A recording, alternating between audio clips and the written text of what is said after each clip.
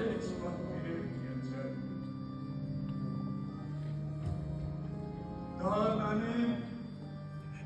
Daha benim oğlum yoktur. Daha benim oğlum yoktur.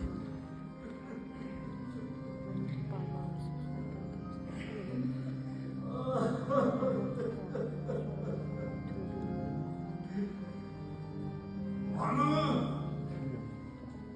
siz öldürdünüz. Bəli, onu siz öldürdünüz. Mənsə buna razılıq verdim. İndi bu əməlimə görə ilk kimi peşmanam. Kaş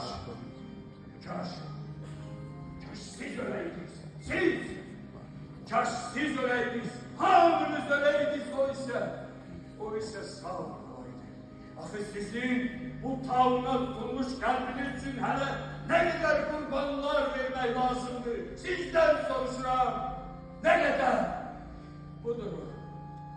Benim babam. Yaralarından al kan akar.